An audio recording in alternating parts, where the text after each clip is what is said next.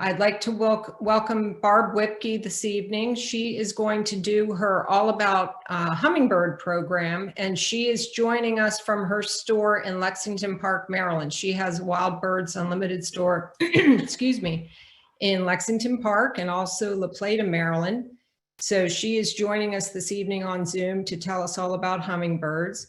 There are a few extra things I wanted to let everybody know tonight.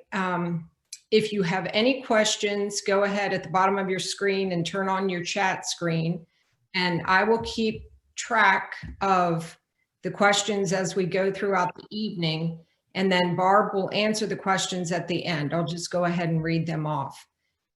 All right, well, welcome, Barb. We're glad to have you with us tonight. We're all excited to get our hummingbird feeders out and listen to all that you have to say about the hummingbirds. So welcome. Thank you. Thank you all for joining us. So hummingbirds are obviously a pretty cool little bird. There's something in the birding world called a spark bird, and that's that bird that sparks your interest in birding and gets you interested. And I would venture to say that probably hummingbirds, if you were to ask 100 people in a room, probably about 75 to 80 would say that it was hummingbirds that first got them started. Then they spent the summer feeding the hummingbirds. Come September, the hummingbirds left and they're looking at that hook thinking, what am I going to do now? So then they start adding feeders. So hummingbirds have really done a lot for the whole birding world as far as getting more people interested in the hobby. So tonight I'm going to share my screen here. And we're going to do a little, oops, can you turn on screen sharing for me, Joan?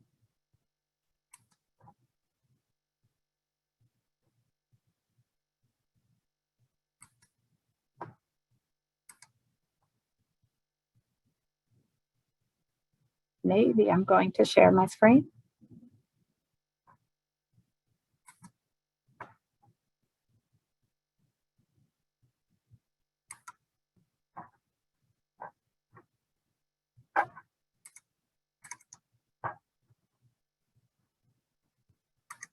Okay, can you see my screen now? Yes. Okay, perfect. Thank you. Okay, so let's get started talking about hummingbirds. So this is off of my back deck here, several hummingbird feeders going. You've probably noticed that hummingbirds are very territorial little birds and they don't like to share. So one of the things we encourage people to do is to spread your hummingbird feeders around, maybe one or two in the front, some on the side, some on the back. And I do that, but I have also found that I can take and build a couple stations with multiple feeders, and they tend to do a little better sharing that way. So I have them going in the front, in the side, in the back, but then I set up some stations with multiple feeders. I start out like right now, I have one feeder in the back, one feeder in the front. And as the population starts to grow, then I start adding more feeders to keep up. And I will jump in and say real quick that today we had our first sightings here in Southern Maryland. Actually, yesterday, somebody saw one in California, another one today, and also this afternoon, there was a Lexington Park sighting. So the hummingbirds are coming. Traditionally, we see them here about the middle of April, but we do have some that tend to pop in a little bit early.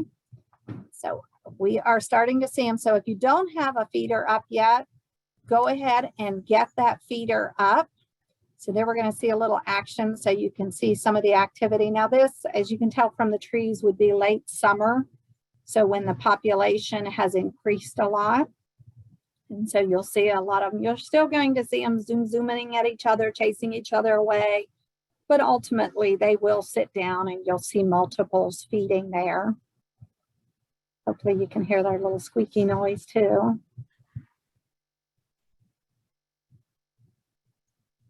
And I live in Leonardtown, so that's right here in Leonardtown. What happens is your population increases every summer. So I always get the question, how do you get so many hummingbird feeders? We've been feeding at that same location since 2003. So we've just continued to build the population. Once they're on your GPS, they're going to come back again next year. We'll have customers come in and tell us, I have a hummingbird that keeps looking in my window, and they've just moved to the house this year. Well, apparently whoever lived there before them had a hummingbird feeder in that window. And so I'll tell them, you need to get a hummingbird feeder in that window. So yeah, hummingbirds are just cool little birds to watch. Okay. So ruby-throated hummingbird is the only type we get here. A lot of people think we have all sorts of different ones. I have a black one and I have a green one. That is totally the light playing tricks on you. They are all that green kind of iridescent color, but in certain lights, that red, which is on the male, the male's the one with the red throat. So in certain light, that red is going to look black.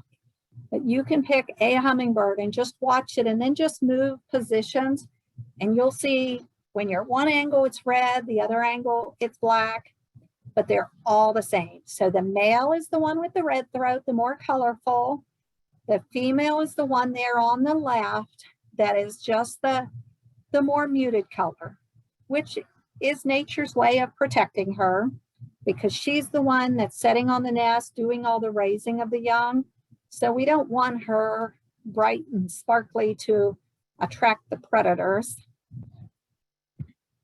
So this is what we call a rufous hummingbird. Sometimes in the winter, we will get hummingbirds that winter over with us.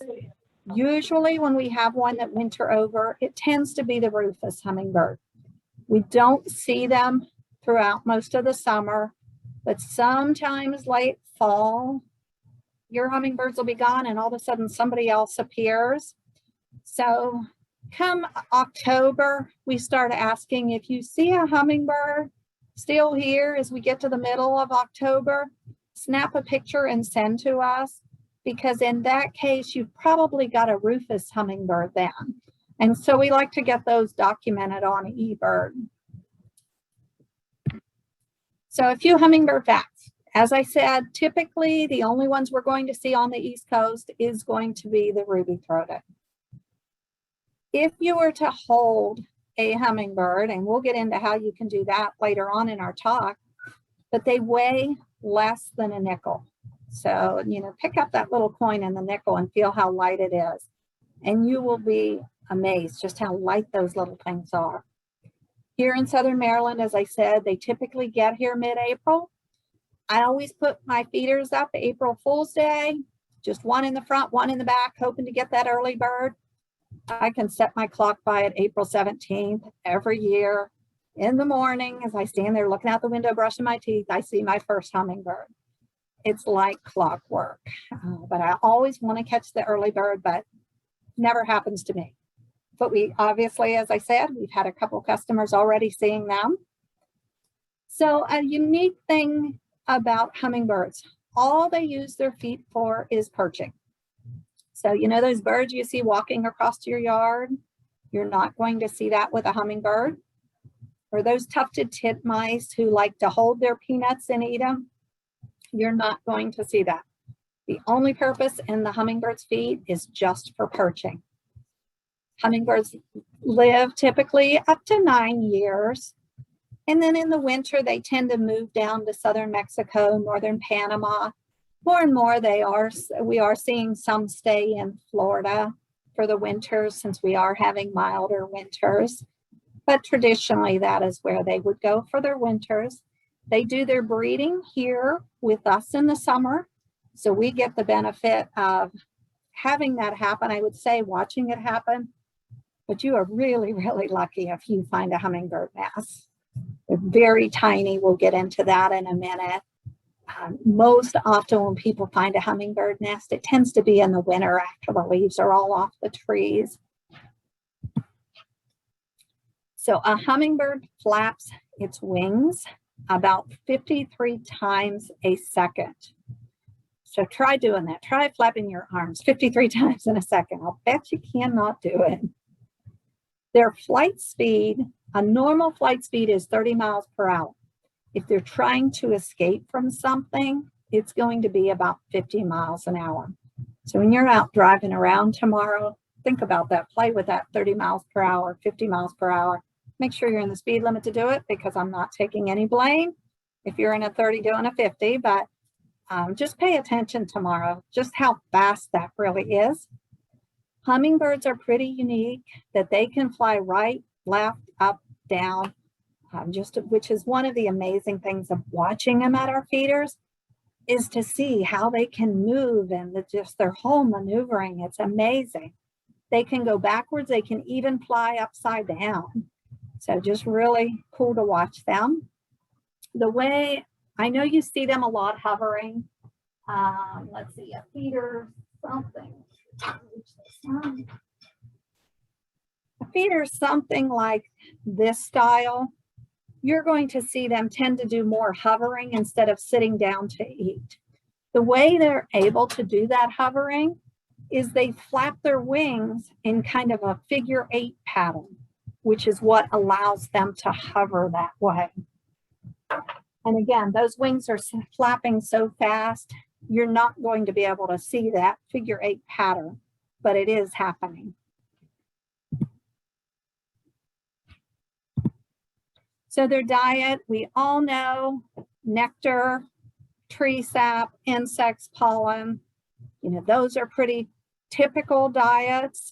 This sunflower is actually in our backyard. I just happened to catch that hummingbird in there chowing down one time. Typically we think of them as, we'll have the red or purple or pink tubular flowers and you see them. So it was just kind of cool to actually see them getting the nectar, the pollen from a sunflower. They eat about 50 times a day, and it's not small amounts they're eating. If you drank the way a hummingbird drinks, every gulp you would be drinking about a gallon of liquid based on your size and the hummingbird size. So can you imagine 50 times a day drinking a gallon of nectar?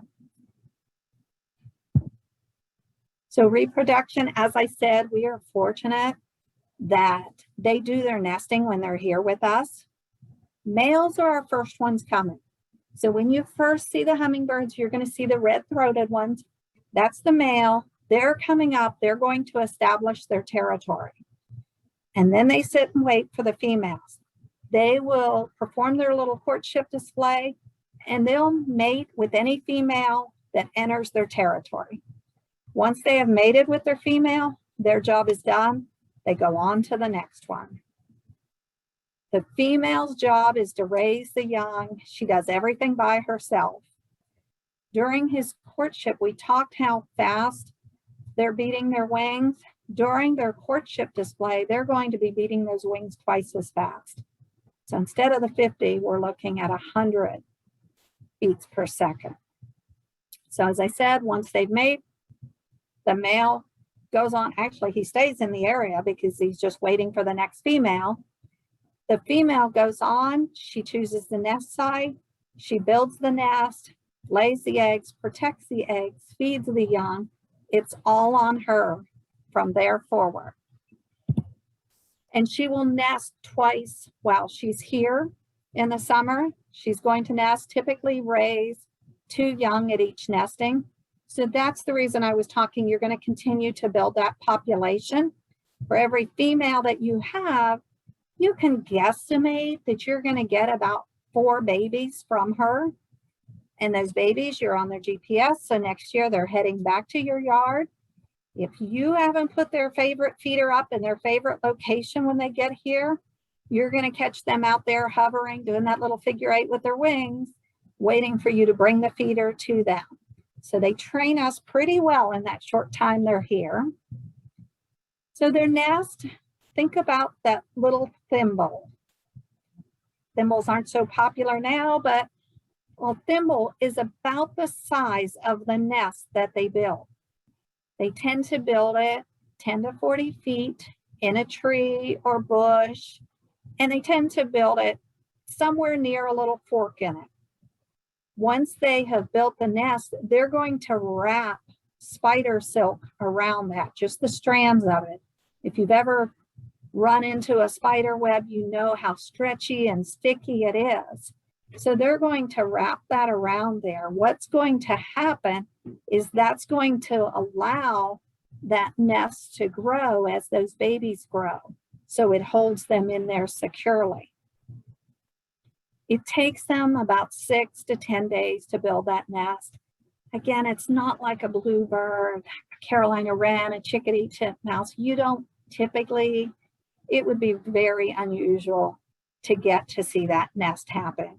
They build them in such inconspicuous spots, and it just happens. I have never, ever been fortunate enough to see a hummingbird nest in the wild. If you have, you're very, very lucky. But they've also been found to build them on extension cords, chain, wire, things like that, barbed wire. So they are in some unusual spots, but typically it is going to be in a bush or a tree, a very secure spot. And then incubation, 1 to 3 eggs. Most common is going to be 2. Once she lays that second or third eggs, that is when she's going to start her incubation. That's when she'll start setting on them. And she's going to set for 12 to 14 days. So what we usually hear is, well, first thing we hear is like, my hummingbirds are here. And then they were here for 2 days and they're gone. A lot of those are stopping to refuel and they're going to head further north. So a lot of these first ones we get right now, we're just a refueling station to them. They're going to go a little further north, but it's just as important, if not more so, for them to have that nectar going because there's not a lot of flowers or natural sources out there right now. So what we hear, those first ones, and we're like, they're coming, we promise they'll be back. Then they come back, you build a decent population, and then all of a sudden you're only seeing a few. That's because those females are now nesting. Since the males aren't going to be able to, or aren't going to help her, she needs to build that nest somewhere a little further from your feeders, and she's going to be relying mainly on insects. She's going to be looking for foods close to her nest that she can grab, quickly eat, quickly get them back to the young, because she can't afford to be away from that nest long. It's her job to protect and her job to feed, where anybody that's watching bluebirds right now, I'm sure you've seen the male bringing food to the young or bringing food to the mama. That's not going to happen. She's on her own. So she's not going to be coming to our feeders as regularly. So you're mostly during that time, you're going to see those ones with the red throat, which is your males. Females are going to be staying close to the nest. You will a lot of times in the evenings catch them there because they need to take on some extra nectar to make it through the night. So you will a lot of times see those females in the evening, first thing in the morning, but during the day, they're going to stay closer to the nest. And then, as I said, she's going to do that twice while she's here. Threats. The biggest threat is us, habit loss, pesticides. If we're spraying off all those natural flowers and native plants that flower because we see them as weeds, that's a lot of their nectar sources. American kestrels, sharp-shinned hawks, some of your small raptors will feed on the hummingbirds. Praying mantises, this is one we always get asked. Probably 30, 40 times a year, somebody will send us an article about praying mantises eating hummingbirds. And it is very true. So if you look at your feeders, and as you can see in this picture, there's a praying mantis sitting on it. If you see that on your hummingbird feeder, go out and shoo that. Don't hurt the praying mantis, of course, but encourage them to relocate away from your hummingbird feeder because they will lay there and wait for the hummingbirds to come in. I'm not going to show you a picture of it, but if you Google it, you will find pictures that will show you the damage that praying mantises can do. So just kind of keep an eye on the feeder. If you see them out there, go and shoo them and have them move on somewhere away. Snakes, lizards can also eat our hummingbirds. Frogs and fish. Okay, so this one sounds really crazy. How's a fish going to eat a hummingbird? If you have, a pond, especially if there's a little fountain in there or something, you will see the hummingbirds hover above it to catch the insects off the water. The fish will pop up out of the water and grab the hummingbirds. So fish, actually, if you have a koi pond or something, that is something to be concerned. And then, of course, cats. If you have stray cats in your yard, we do have collars. If they're your cats, you can put on. They're called Birds Be Safe collars. Really bright colors. Anybody who's visited our store here in Lexington Park, you've seen our cats wearing the clown colors. They're just our models, but birds have a more vivid sense of color. So what happens, you put these collars on, and there's also a reflective strip on them. It alerts the birds that they're being stalked. So if they're your cats and they're outside, of course, we encourage you to keep them inside, but if they are outside, putting a collar on them. Make sure your hummingbird feeders are hung up higher. You don't want to use the low ones down in flower pots and that if you know you have cats that are stalking your yard. So try to hang those feeders up high. And then, of course, as I mentioned, the pesticides are a big one. Really avoid the pesticides if you can. That's not just for our hummingbirds, but any of our birds. I've listed there some flowers that the hummingbirds really like. When you're looking for those flowers, look for those trumpet-shaped ones, kind of the tubular that allows the hummingbird beak to get down in there, in colors like your pink, your purple, your reds, things like that. Bee balm is a great one for the hummingbirds. Cardinal flower, jewelweed. You'll notice butterfly bush is not on there. It is not a native plant, so we don't encourage that one. Another really cool thing, hey Chip, can you grab me the squirrel feeder that you put the corn in? Another cool thing you can do is put a pot out there with a banana and let it rot. Open it a little bit on the end. You can put it in a pot, on a tray, something like that. What it's going to do is attract, one, it's going to attract butterflies. Butterflies love the potassium in bananas, but you can also multi-purpose. This little feeder is designed for putting corn cobs in for the squirrels. You can take that banana, open it a little bit, drop it in there. You're going to see the butterflies all over it. But as that banana rots, it's going to attract in fruit flies, which the hummingbirds love fruit flies. So that's another way to bring them in. Red. Hummingbirds can spot a feeder from 3/4 of a mile away. They're not smelling it. It's the red on that feeder that's attracting them in. Not red in the nectar. Think red on the feeder, not in the feeder. So a feeder like this is going to have the red on top, and that's going to be plenty good to attract them in.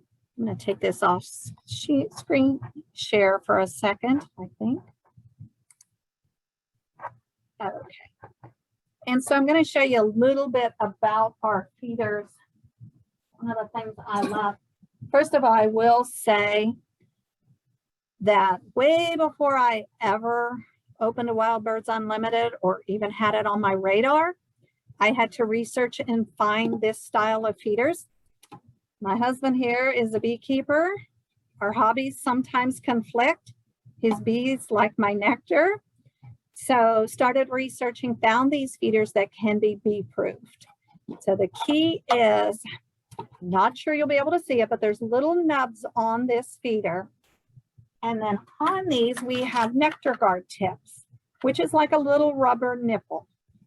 And it has a little hole like a baby bottle, and you slide those on all of these nubs. What happens is with that little split in there, the hummingbird's tongue can reach through there to get to the nectar. The bees aren't able to. So that's a good way to shut the bees down. And then you just want to be careful when you refill your feeders, not to get any of the nectar on the top of the feeder because of course that will then attract the bees to it. So you just want to carry that out careful.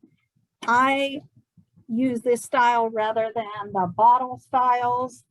You know, when you're working with the bottle styles, gravity, you're fighting against gravity. When the liquid's up here, it's going to try to escape. You're going to have those little drips under your feeders, which is going to bring those bees in. So with this little saucer style, you're not going to have that. These also have a raised perch on them. What that does, if you think about every picture you see of a hummingbird, the flowers there, the hummingbird's kind of hovering above that flower to eat. So that raised perch is going to let those hummingbirds actually sit down and rest. So instead of sitting there flapping, they're going to be able to sit there. So we've shut down the bees. Now we got to get rid of those ants. In this particular feeder, there is an ant moat in the center. You're going to fill that with water. When those ants crawl down, ants aren't able to swim. They get in the nectar and drown. Then you've made a protein shake for the chickadees, the goldfinches. You're going to see them come in. They're going to hang right here on the little hanger and then drink the water from there. So you are going to have to refill that water because you're going to see them coming and drinking from it. One of our team members at the LaPlata store today, she has a camera set up on her hummingbird feeder so she can catch her first hummingbird feeder. So today she got notice that there was something on there and she looked and it was a chipping sparrow came for a drink. So you will see the other birds drinking from there. If it rains, there are ports, so it's going to drain out, so it's not going to overflow into your nectar holes. You'll notice that these feeders don't have yellow. We're trying to attract the hummingbirds, not the bees.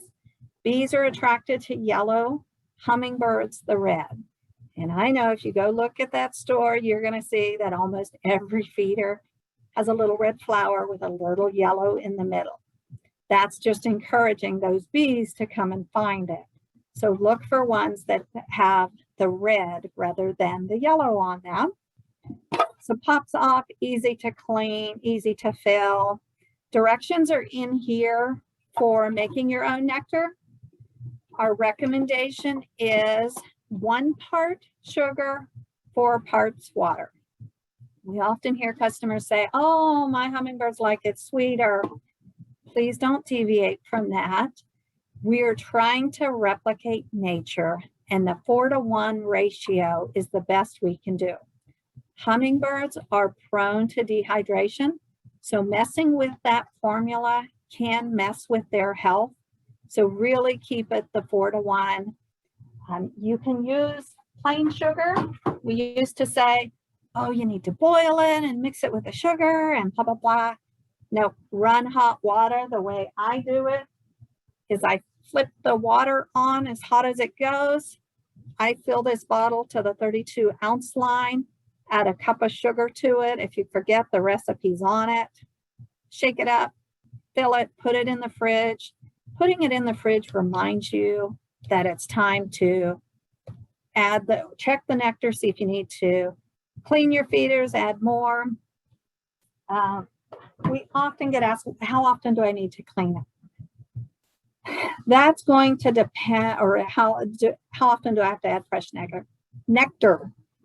That is going to depend on the time of year. When it's hotter, that nectar is going to ferment quicker. A good thing to do is have a hummingbird feeder that's clear. When you've got a clear one, you're going to see that that nectar is turning cloudy. When it's turning cloudy, it's time to empty it, clean your feeders, and refill it. So in the beginning, right now, our feeders are sitting there waiting. We're not seeing any activity. You don't need to fill them all the way. Even if you have a feeder like this, the hummingbird's tongue will reach all the way to the very bottom there. So just put a small amount of nectar in there so you're not wasting it while we're sitting waiting for them. As you get to the end of the season, you're going to find you're going to be filling those feeders often. So really depends. Late summer, you can expect 2 to 3 times, 2 to 3 days is about all it's going to last. If it's in the shade, you'll get a little longer out of it. You can do things like adding weather guards to them to help give them natural shade, and that's going to help it last longer. One of my favorites is this Feeder Fresh. You add a tablespoon, let me double check that, a tablespoon to a quart of nectar. So basically what I do is add a tablespoon to that bottle. It's copper, natural part of the hummingbird diet. Basically, a lot of people are using copper in their pools to keep the water fresh. It's the same concept. You're going to find your nectar lasts about twice as long. This bottle is red, the liquid is clear. We don't want to use any red. The only reason this bottle is red is because of that darn COVID. Our company can no longer get clear bottles, so they have had to start filling with these red ones. So we explain multiple times a day that it's not red in there, it's clear, it's just the bottle's red. Never use the red dye. Red dye is not good for humans. It's not good for our hummingbirds. You're going to have red on your feeder. That's all you need to bring them in. Stay away from the red in the nectar. If you're buying nectar already made, which is fine to do, I would be careful and make sure that you're not getting last year's nectar or the year before. We have a nectar that should have been here by now. We are looking at it being late April before it gets here now. We do bring it in fresh every year. This particular one has some added electrolytes in it to help with dehydration. Anybody who has used that one probably swears by it. It really does a great job bringing the hummingbirds in. Unfortunately, it's sitting in a port right now waiting to get to us. So we are hoping the week of the 22nd, it's going to ship here, but just stay in touch with us. Feel free to call the store, email, Facebook, and ask if it's in yet. But it is a good one. A lot of people will use it year round. Others will use it the first few weeks of the season and the last few to give the hummingbirds the extra hump. The rest of the time, plain sugar. We also sell a couple sugars. The difference between your sugar and these are this is very finely ground, so it mixes up better in that warm water. Otherwise, your plain table sugar is just fine. No organics, no honey, no brown sugar. Please, please help us spread the word on that. Just plain sugar. You know, we think, oh, it's organic. It would be better for them. But nope, we want plain sugar for them. None of the specialties, none of the brown sugar, honey, any of that. Okay, so somebody's asking real quick. I'm going to jump back up. The small bottle is Feeder Fresh. It is a copper, helps to extend the life expectancy of your nectar. You're going to find it lasts about twice as long. Let me jump back over to screen share. I've probably covered some of it now.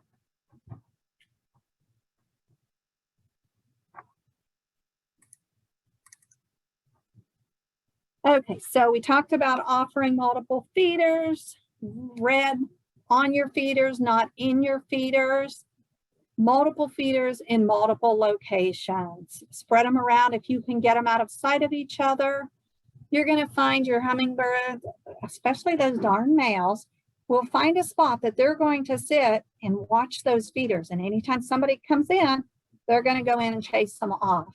So if you can keep your feeders so that they can't sit and guard both of them or multiples, you're going to see your population increase. The nesting material. We have several different styles in the store you can use.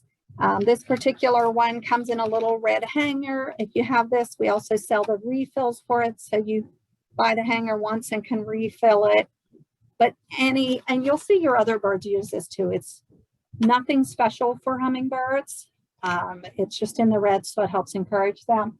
But we have, let me grab a couple here. We have a nesting ball. We have one with alpaca hair. Any of those are fine. And like I said, when you use it for the hummingbirds, it's not off limits. You're going to see your chickadees, especially your Carolina wren, tufted titmice, pine warblers come and steal some of that.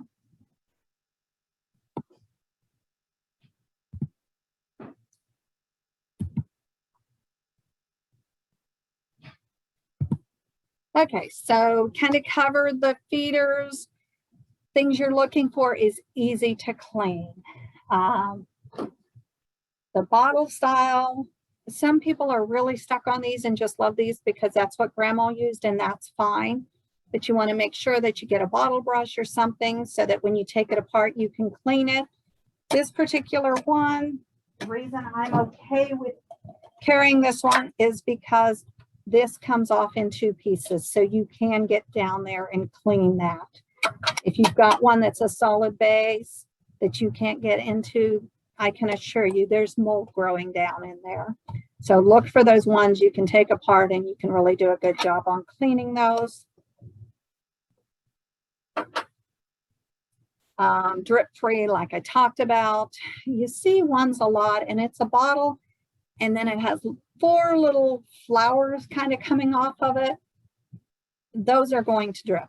There's no way around it. Those are going to drip. If you're going to use those, I would put them out next to a tree or somewhere, not on your porch, not on your deck, where you're going to have that nectar dripping everywhere. Bee guards, recommend something with the bee guards or that you can put the bee guards on, and then avoiding the yellow. There is the recipe if you want to jot that down. 1 part sugar, 4 parts water. So if you're doing a cup of sugar, you're going to do 4 cups of water. It will last about 2 weeks in the refrigerator. Make sure you do put it in the fridge after you fill it. When you're ready to fill your hummingbird feeders, what I usually will do is grab it, sit it out on the counter for an hour or so, and then fill my feeders so that it kind of comes to warm temperature. When you're looking at your hummingbird feeders, if you wouldn't drink out of it, don't serve it to your hummingbirds. So if you see mold growing on there, if you see that it's just kind of looking cloudy, you wouldn't drink it, you need to bring that in and clean it. Feeding hummingbirds is a high maintenance. It's not as easy as feeding the other birds where you just hang that bird feeder out there and fill it, clean it once a month or so. You do have to be more diligent.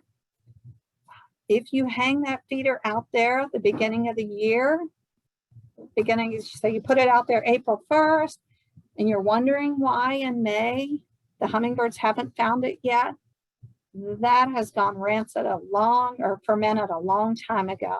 You're not going to get the hummingbirds into it. So you need to be diligent about cleaning, changing that nectar. A hummingbird's tongue is longer than the beak, and we often think that hummingbirds use that tongue as a straw, and they actually don't. They actually use it to lick, and the tongue will lick about 13 times a second. So again, it's going to go so fast, you're not even really going to see it. If you do have one of these style feeders, it is kind of cool because of the clear. You're going to see the tongue action going down in the side of that. So that is kind of fun to watch. And then again, I can't stress it enough. Keep your feeders clean. Clean your ports using a brush. Here, yeah, just looks like a little eyeliner brush. And that allows you to get down in there, or a mascara brush, lets you get down in there and clean those ports. Barb, can I interrupt you for just a second?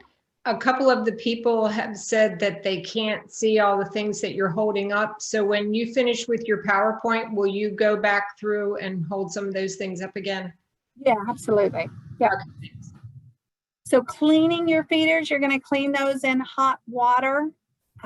If a lot of times just plain hot water is going to do it, but if they're looking really nasty, add some vinegar to there, then just be sure to rinse it well.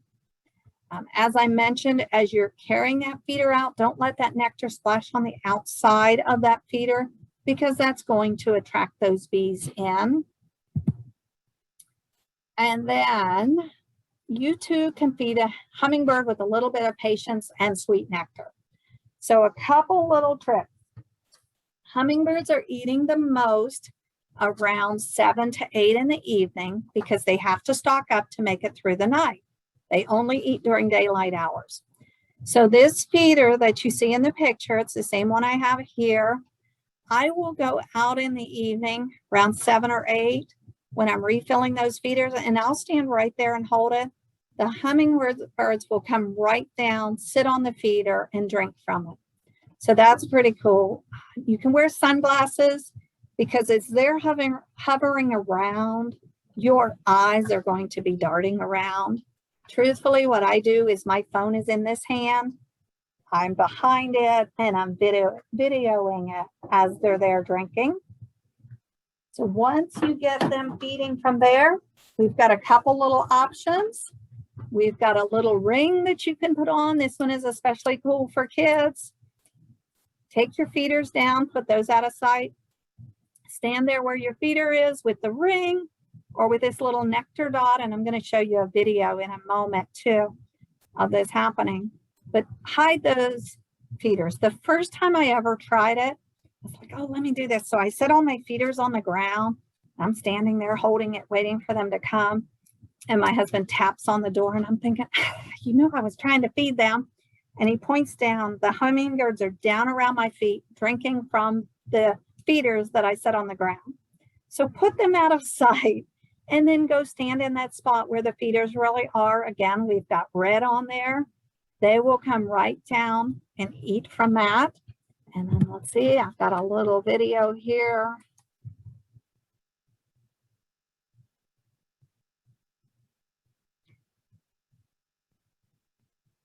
Once you get them eating, lift that finger. Remember I mentioned they like to eat from a raised perch. So once they are there eating, raise your finger just a little bit and they will set right down on it. Remember I mentioned they weigh less than a nickel. That's going to give you the chance to realize how light they are. If you weren't looking, you probably would not even know they are sitting on your finger. It's just that light. So I'm going to take this off screen share and show you a few of those products now. Okay, so are you able to better see that now? Okay, so this is the hummingbird feeder I was showing you with the disc. Has the ant moat inside here. It's clear, so you're going to be able to see it. Now, Barb, excuse me again, you mentioned that if it rains and that middle part that has the water fills up, that it had some type of drain to get rid of. Yeah, it has 3 little ports in here. So rather than overflow onto the feeders, it's going to drain out. Okay. But another good note on that is as well, this red, and I know you can't see that. You're going to have to come and visit us in the store so we can show you, but the flowers, the red flowers are raised here. It's a solid piece, but they're raised. So as it's raining, it's going to direct the water around the ports. Okay. So instead of filling with the rain, the only way the rain's going to get in there is if that raindrop hits exactly on those little ports. Now, and then of course I mentioned you can add weather guards, which is going to help even more with that. If it's in the sun, it's going to give them shade. But the cool thing is when it's raining, insects are not flying. So the hummingbirds become a little more dependent on our feeders. So you're going to notice when it rains that your feeders are really busy. So again, having that weather guard on there is going to help give them a dry place to eat from. Now, while you're holding that one, can you show us the rubber tubes that you were talking about again? What are they called? Guard tips. Yes. They are just really hard to see. Let me see if I can get them out of the package here and maybe that'll help.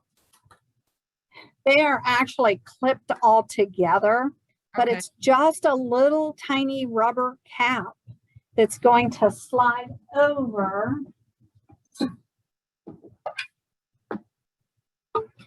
There's 2 little prongs here on the other side of the nectar ports.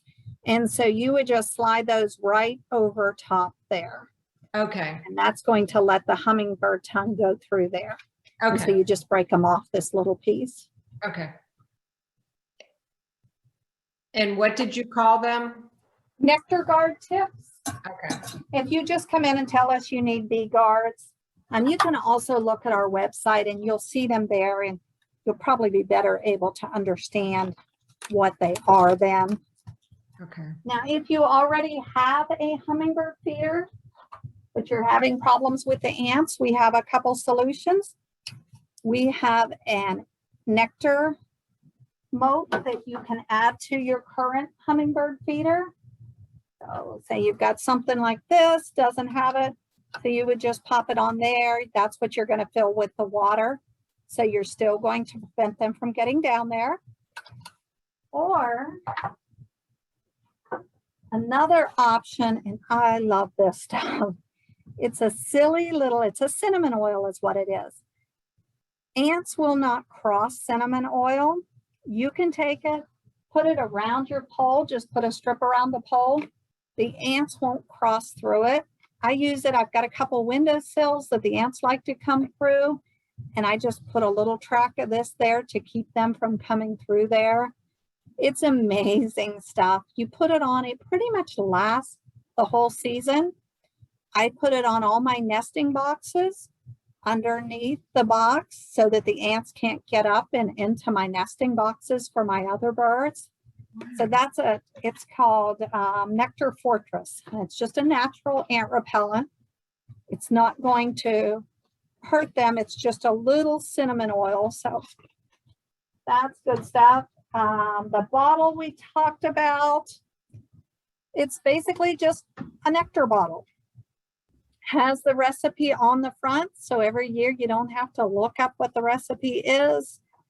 You put your hot water, your sugar in there, give it a shake, fill the feeder, put the rest in the refrigerator. For me, what I found is when I open the fridge to get a drink and I see it there, it reminds me, oh, I need to check my hummingbird feeders.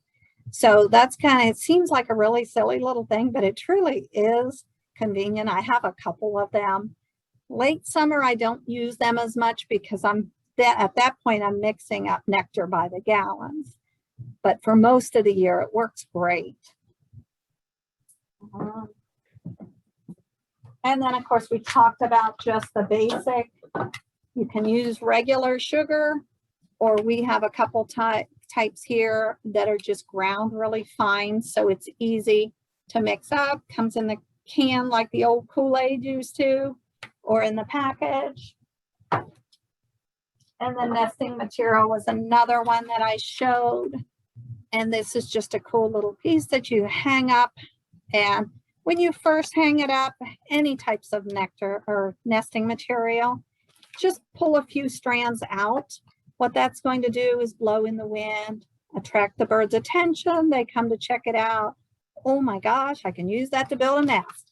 So we've got several different styles of that. Again, that's not just for hummingbirds. That's going to be for any of your birds that build nests using material.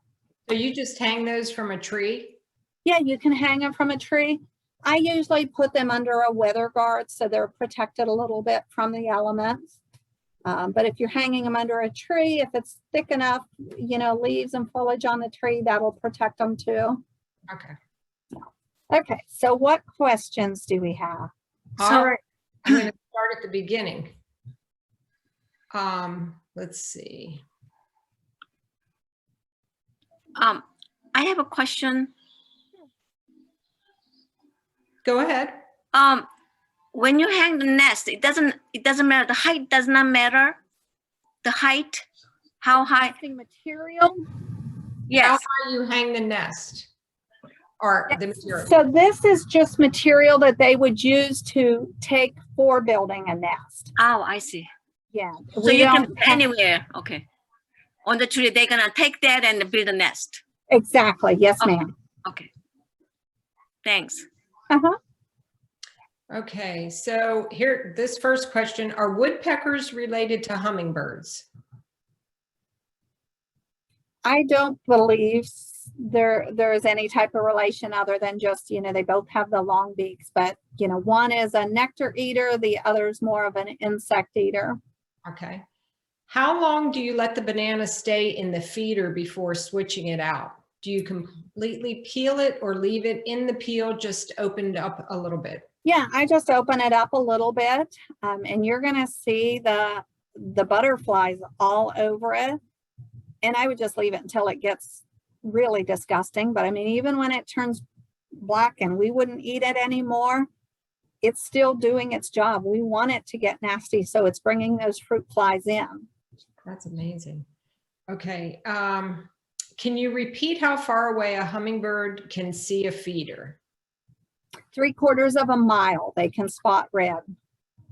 Okay. So that is one thing actually to mention, especially in the beginning right now where you're trying to bring your feeders in, put them out, try not to have them under a tree, under a porch, try to have them out where they're more visible so that they're going to see them. Once they get here and they found them, then you can tuck them up under trees and things when you're adding your others. But these first ones you're putting out, get them out so they're real visible so that dude flying by can spot it and come in.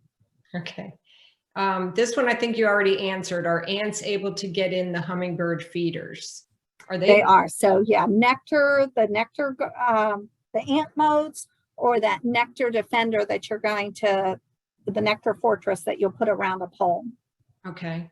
And then someone asked, where can they buy the feeder and the bee proofing things? And you are showing us these things from your store, so they can go to the Wild Bird store. Yeah, we have them in the store, or we do have an online site too. If you just Google Wild Birds Unlimited, Lexington Park or LaPlata, whichever one you're closer to, you'll find the link there. You can shop, you can have it delivered, you can pick it up curbside, or you can come in the stores. We are open 7 days a week. Okay. Let's see. I have an Oriole fruit feeder. Can I use that? I'm not sure if someone's asking if they can put the hummingbird liquid in the Oriole feeder. I guess that wouldn't. We don't have one set up there. So you can, we have heard stories of hummingbirds coming and drinking from the Oriole feeders. If it's one that holds nectar, you're going to be more successful with a hummingbird feeder because of that red nectar. Oriole feeders tend to be orange. So those, I'm not saying they won't, but you're going to be more successful using hummingbird feeders with the red on them. Okay. Is it okay to put the feeder on my window close to seed feeders? So good question. Would you grab me the window feeder over there? There's one on the other side set up. So couple things on that. We do here, Chip. Hummingbirds right there. This way. Left. Right turn, Clyde. So the girls did a great reset here in the store, and now he can't find a thing. But good job, team. If you're watching, you tricked him. So we do have ones that can go right on the windows. If you can take a screen off, window feeders are totally cool with hummingbirds. So here is one that would go right on a window. This piece pops out. It's still easy to clean. So this piece is staying attached there. Probably can't see it well because, cups. Yeah, it's suction cups. This cool little piece is your ant moat, because you don't want those ants crawling in your windows. So you're going to fill that with water. This is your piece that you're going to put your nectar in. And again, you can still use those nectar guard tips right there. And you then just drop that down in there. Most of the time, you're just going to refill the ant moat. And then you're just going to bring this out, clean it, refill it, drop it back in. If this gets nasty, it's nice and easy to pick up the ant moat too to clean it. So those are really cool. Second part of that question, whether you can put it next to your other feeders. I do put some hummingbird feeders with my other pole systems. This particular one that I have here, I don't know if you can see it, but it has a branch on it that takes it out a little bit further than the arms. And so I will hang one out here But remember, I'm trying to place my feeders in a lot of different places. So by adding one here, I'm keeping somebody from being able to guard that one over there and this one and this one.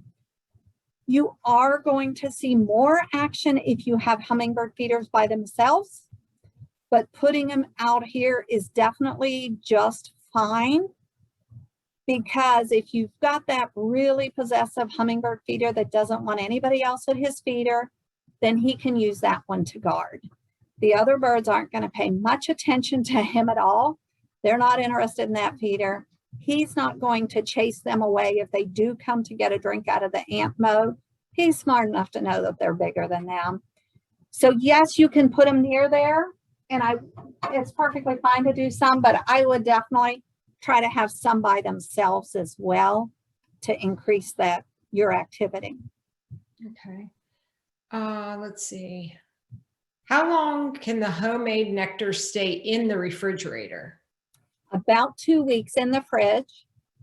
Okay. And I see a couple on those nectar guard tips, and I'll hit all those right now. The nectar guard tips, you do need to clean those. Those will get nasty, icky, black, because they're going to get that mold. They're down in that nectar. What I do is pop mine off, soak them in a little bit of bleach water, 1 part bleach, 9 parts water. Make sure you rinse them really, really, really well, and then pop them back on. Usually what I do is I have enough for 2 sets. So when I'm filling my hummingbird feeders, I put a new set on, then these ones get cleaned and they wait for the next filling. So those can be cleaned. You don't change them each time. You are going to need to take them off and clean. That little nectar port brush that I showed here looks like a mascara brush, does a great job getting in there and cleaning those. But you definitely, it's something you can reuse. I think 1 package holds a dozen, so it's going to take care of a couple of those feeders.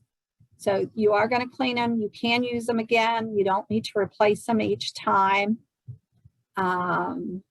Somebody asked, can you clean them with Dawn? You can. The reason a lot of times you need that bleach is because you're going to see they have a black mold on them, and you want to kill those mold spores. Okay. So that it won't.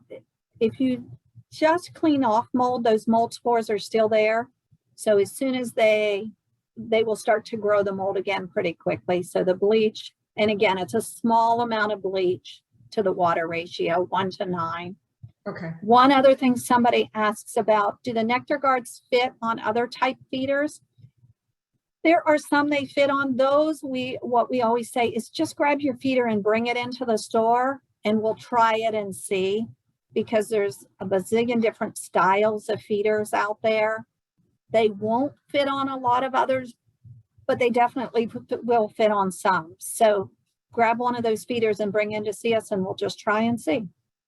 Now, someone else asked where they can buy nectar, pre-made nectar. If they can't get to your store, where can a person buy the pre-made nectar?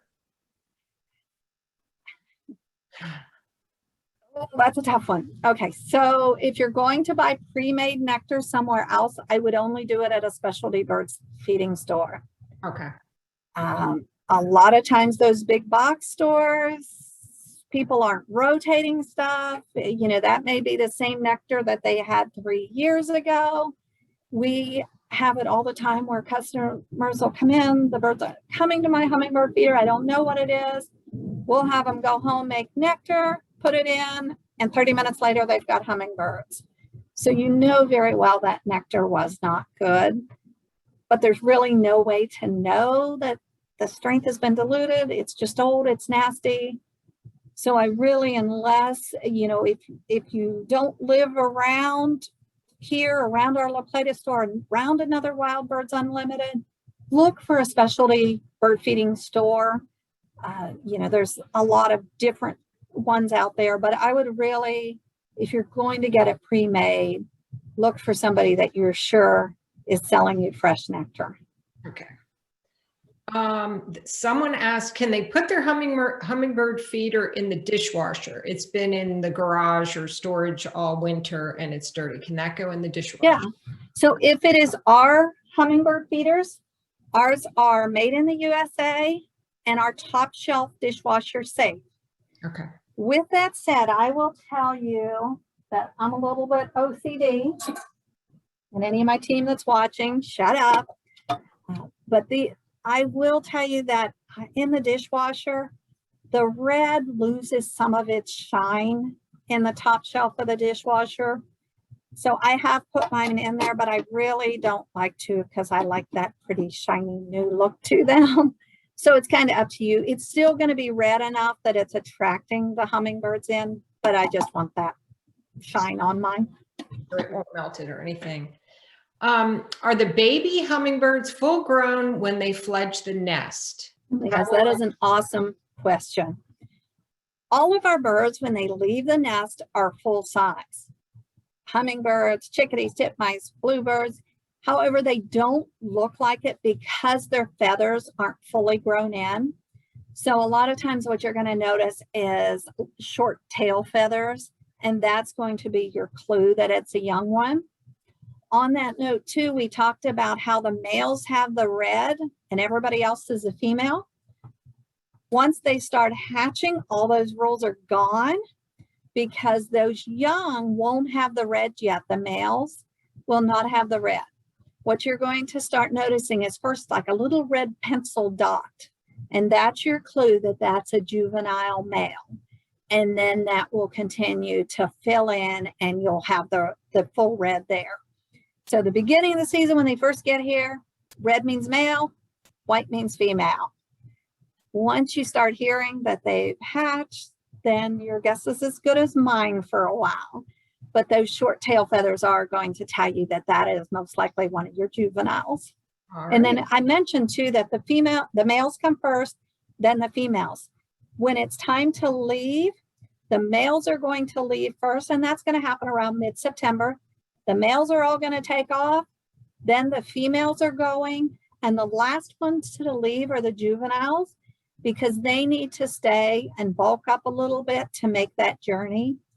So even in the fall, when you see your numbers start dropping, it's probably more important than ever that you keep that nectar fresh and flowing. There's not as much native sources out there then, and they really need to refuel and make the journey. But even once you see yours are gone and it's been a week, nobody's here, I'm going to take my feeders down. No, please don't. There's still ones coming from up north. There's very little food sources for them. So your feeding station can be life or death for them as they stop to fuel up to make the journey on.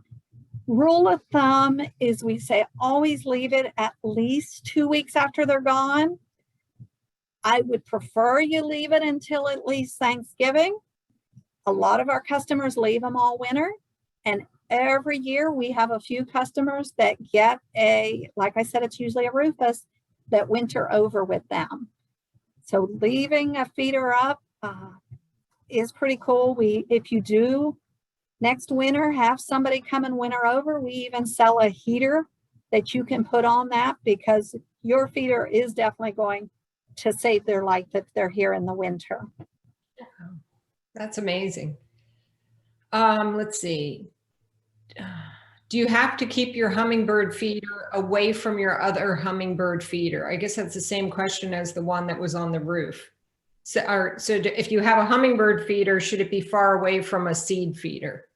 Yeah, you're going to increase your visits by having the space, but it's perfectly okay to have one nearby too.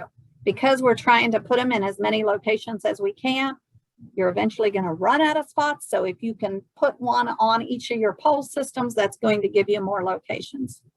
Okay. All right. So we went over how to clean the feeders. Let's see. We talked about Dawn dish soap. I use a plant holder off my porch. It's above and away from the post. However, I always get ants from the sidewalk up the post to the feeder. How do I prevent this? So your best is going to be that cinnamon oil we talked about. Just putting just a little line of that around and those ants aren't going to cross that. So it doesn't depend. She asked, did it depend on the bottle type feeder, which is the tall one, or the flat one? But it doesn't depend on that. No, because you're going to actually put it on the pole. So you're going to put it on the pole and keep them from climbing up the pole to your feeders. Okay. And you can do that in the summertime. Your bird feeding poles, you can put a little ribbon of this around there. You know, it's amazing stuff. Most wild creatures feed by the stages of the moon, one major and one minor each day. Does this apply to hummingbirds also? You've got me on that one. So like generally you said, see them in the evenings from 7 to 8, you said. Well, that's when they're eating a lot. You're going to see them eating all day long from sun up to sundown. You're just going to see them eating more in the morning to recover from the night. And you're going to see them eating more at night to prepare for the night. Okay. Because they have such a fast metabolism, they're going to go all night with nothing to eat. So it's important that they stock up. Do they fly at night? Does a hummingbird? They don't. No, they're going to be roosting at night. So that's why they're stocking up in the evenings, because they are going to be hanging out in a tree or somewhere, or their nests. So when they're roosting, are they sitting on their feet? Mm-hmm. They're using those feet to perch. Yeah. Okay. This person said, do the squirrels like those rotten bananas? Oh yeah, they would love them. If you've got a pole system that's squirrel proof, that's going to be your best bet. But yeah, there's not much other than the hot pepper products that the squirrels won't eat. And they will even take I have a picture of this feeder here with the hummingbird standing on my deck with it poured right up, taking a drink out of it. It's just like Kool-Aid to them. You mean so the squirrel? You can put those on your pole systems that are squirrel proof. That's going to be your best bet. And this person wants you to show them the hummingbird ring. She said you were holding something in your hand when that's just a little hummingbird ring there. And so what you do is you pop the top off, you put your nectar in there, pop the top back on. And like I said, this one is especially cool for kids because we have that little nectar dot, but that's their fine motor skills. It's a little tough for them to hold that one. So this style, they would just pop it on, fill it, and then they can just stand there with it on their hand. So you have two things. You have the nectar dot that you can hold, and then you have the ring you can wear. Yeah. So the nectar dot, it's just a little screw on top, kind of like water bottle size here. And so I'll stand there, hold that. Once they start drinking, I'll just lift my finger a little bit and they'll sit right on your finger. You can also do it flat in your hand like that. They'll sit on your hand. How long did it take? How many times did you have to do that before they started to come and eat out of your hand, Barb? The very first time, like I said, I'm doing it when they're stocking up for the night. I'm taking their other feeders down and I'm only out there for a few minutes doing it and then get the feeders back up for them. Wow. But yeah, they know they need to refuel. They know you're the ones coming out filling their feeders. If you leave a feeder hang here, so you've got a feeder hanging here, you stand here holding this, they're going to go there first. So that's why we're going to put those feeders down, stand there, hold it, let them eat, and then we're going to get all their feeders back up for them. Wow, that's amazing. Does the cinnamon oil, do you have to reapply that if you've used it, or like if it rains or something like that? I put it on once and it lasts me the whole season. In my window, I will have to, on the windowsill, have to put it a little more often because it's a flat surface, so it does wash it off a little quicker. But on all of my bird feeding poles or my nesting poles, I just put it on once and it lasts the season. That's wonderful. Now, you've referred to your pole several times, and if this is the first time that people are joining us, I'm not sure that they're familiar with your poles. Can you show us how they have the squirrel guards at the bottom? Yeah. Can you grab me a squirrel guard? Yeah, so this Hopefully you can see this setup here. This is one I just built. We do sell them in kits already done. The cool thing about our feeders, our pole systems, is they pop off in pieces so that you can design them however you want. You can put multiple arms. Let's see if I can do it with the feeders on without dropping something. So you can put multiple arms on there. So the key with these is everybody's battling squirrels.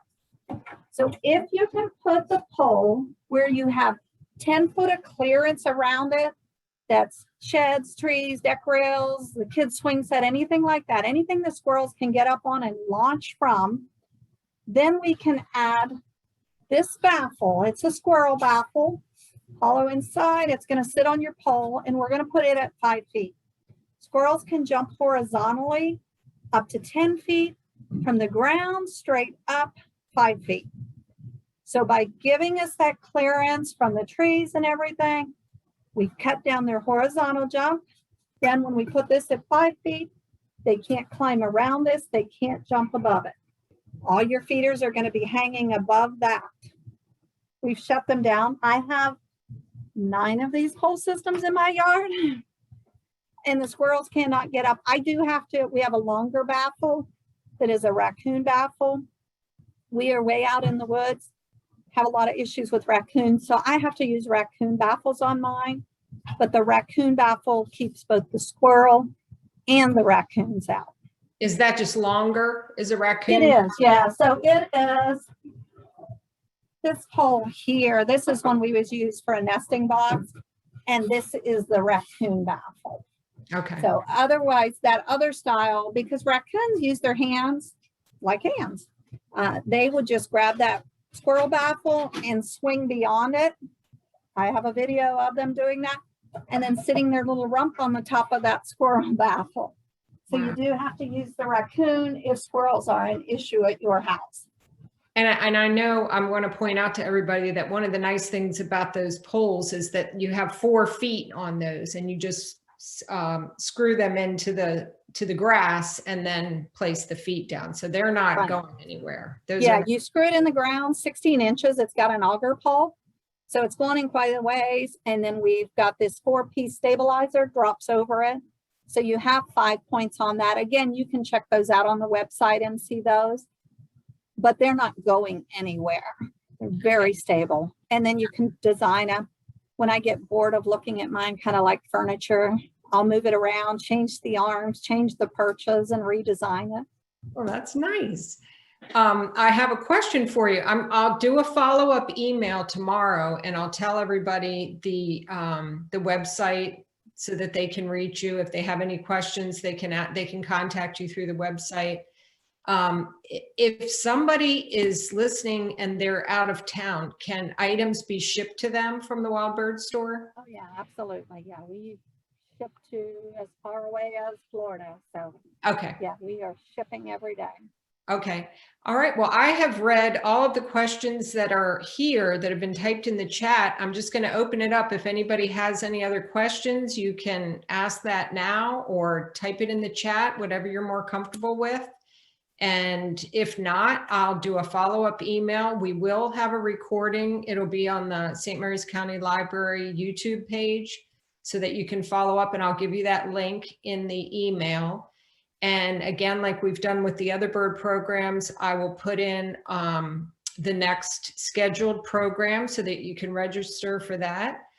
And I'll put in the link to the recording, and we will have the contact information for Barb so that if there's any questions that you can think of after this evening, you can go ahead and get in touch with her. So I think that's about it, Barb. Thank you again. Oh, you're welcome. Thank you all for joining us.